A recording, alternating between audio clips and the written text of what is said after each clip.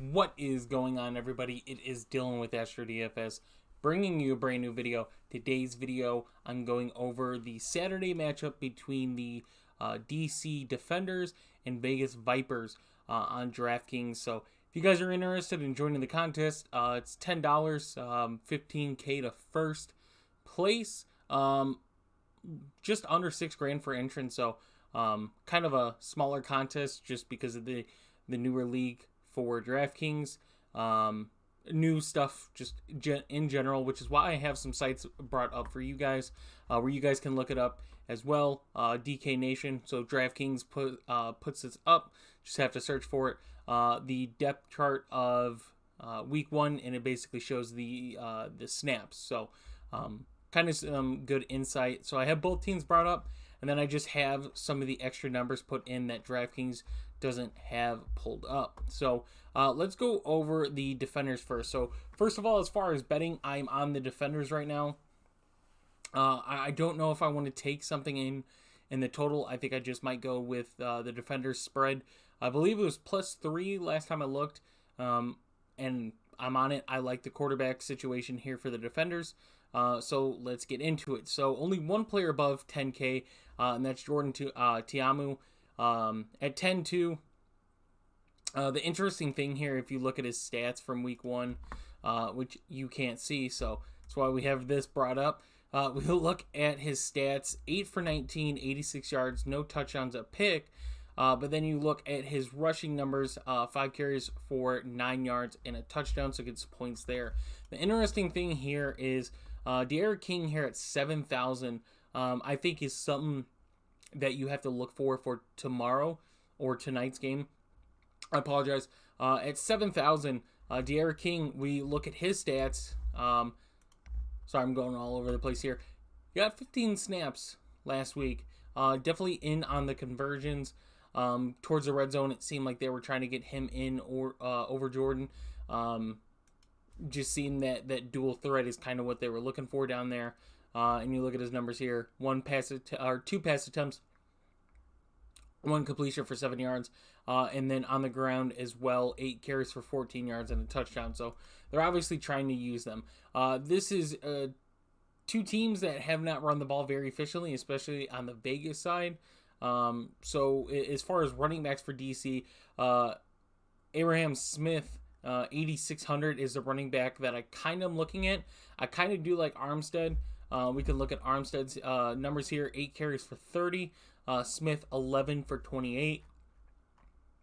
But as far as the receiving, Armstead does get 2 targets, only 1 reception for 14 yards. So that price difference of 3,600, meaning Armstead's getting in for the third downs, is something to definitely look at. Cleared the health protocol. I don't think there's pretty much anybody besides McKinney on the DC side that's questionable for the game. But yeah, so as of right now, talking about Tiamu, Smith, D'Eriq King, and Armstead, let's go to the receivers. So the receivers, you can look at the snaps here. Josh Hammond leads all receivers, and then you get Chris Blair, and then Lucky Jackson. But when you go to the receiving, Lucky Jackson, 5 targets, 4 for 25. Ethan Wolf, the tight end, 4 targets, only 1 reception, brought in 12 yards. And then Hammond with 2. But I believe Blair did get 1.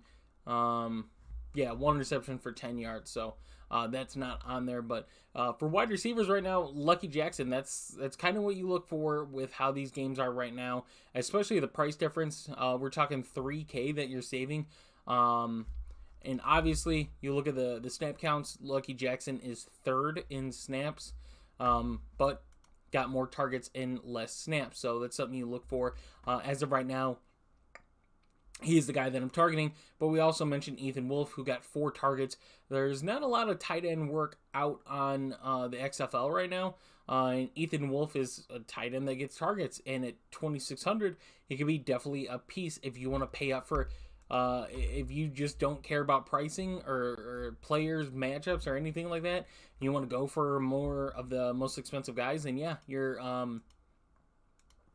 a player like Ethan Wolf definitely stands out. We mentioned Chris Blair, but another name that I'd like to throw out there, and I don't even know if we're really looking at it, but the kicker for DC, Matt McCrane. I mentioned I'm not really big on kickers here, but at $1,000, probably not going to get a lot of ownership, especially if you watch the game on Thursday. Although we did get some made field goals, we also got quite a bit of missed field goals. So you're taking that risk, but at the $1,000, you're probably going to get lower ownership. So that's something that you have to watch out for. So now let's go to the Vegas side and look at the Vipers. The quarterback situation is a lot better. It's pretty much Luis Perez until he loses it. So Rod Smith leads all running backs in snaps. And then the receiver, Martavis Bryant, Geronimo Allison, and Jeff Badette get some tight end work in there as well. And then we go and look at some of their numbers as far as how that goes. Perez, 22 for 36, 249, 3 touchdowns, and 2 picks. And the running game, this is the worrisome part here. Rod Smith, 5 for 1. John Lovett, 4 for 10. DeAndre Torrey, 3 for 6. And Kenneth Sweeting, wide receiver, 2 for 6. The good part, though, so the running back situation does not look good, but the receiver situation does. You get Jeff Badette, 6 for 81 and 2 touchdowns, 9 targets. Martavis Bryant, 9 targets, only reels in 4, but 4 for 28. Sexton down there, 5 targets, 2 for 27. Kenneth Sweeting, 4 targets, 3 for 64 and a touchdown. Geronimo Allison, 3 receptions, 22 yards, 4 targets. So the receiver is probably where you're going to find value on the Vegas side.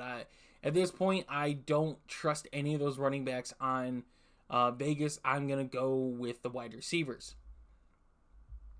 Unfortunately, the tight ends, I mean, we can look at their numbers here. Price, Dillon, getting more of the work. Sean Price, nothing. Brandon Dillon, nothing as well. So I'm looking at the wide receivers for Vegas. That's what I'm kind of looking at. Obviously, in this game, I think both defenses can be playable. Jordan Tiamo didn't look the greatest passing the ball last week. And Luis Perez had some turnovers, but I think that Vegas offense can be efficient. I just think DC has a good shot to at least cover the spread. I don't know fully if they're going to, if I'd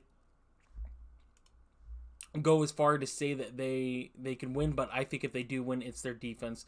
And on the Vegas side, Vic Beasley is very much questionable with a concussion, so interested to see of how that goes. But as always, if you're like me on Thursday and you missed the Brian Hill news, you kind of suffered on your lineup there. So let's get into kind of where I'm at with the line. So as far as the quarterback play, I mentioned I like the both defenses here, but I'm going to go with Luis Perez. So I have him right now as a flex. Another name I'm going to throw in there for right now is Ethan Wolf. Like I mentioned I liked him. Clearly for DC, Lucky Jackson is that guy there. We're starting to get a lot of money, and we need to kind of spend it. So it's picking between on Vegas side of Martavis Bryant and Badette. And I think we just go Badette and keep it there. We have 2 spots left. So let's kind of move it really quick. Let's captain Perez. That lowers us down. We mentioned we liked Armstead there, and we get 14, and we could get Tiamu from the DC side. So split it, or 4 and 2, which, I mean, we can easily just substitute Ethan Wolf. We mentioned that. Find someone on Vegas. And we're looking at Sexton, Sweeting. Can't afford Bryant or Allison just based off of this lineup. And even then, I don't know if we fully love Tiamu. I think we go off of him. If anything, we go someone like a Derek King and put him in. And then look at, again, this side. Looking at the injury news, if Martavis Bryant is out, we'd probably go someone like Geronimo Allison. Getting a backup quarterback for DC. On Vegas side, we're getting Perez, we're getting Badette, we're getting Allison. On the DC side, we're only getting Lucky Jackson as the receiver, and then Armstead as the running back. So that's just the first look line, guys, just to give you an example of kind of going off of what I was talking about that I like. So if you guys did enjoy the video, please leave a like and subscribe. I will have a video going over the 2-game slate. I'll kind of go put both games together and just do the 2-game slate rather than 2 showdown videos. So be on the lookout for that. Hope Thursday was just as good. Very entertaining game. In all honesty, I think Seattle should have won it. They lost that game themselves. But my St. Louis Battlehawks pulled out the win, and now I'm rooting for the DC Defenders today. So if you guys are interested in joining us, the link for our Discord will be down in the description below. And I will see you guys in tomorrow's video.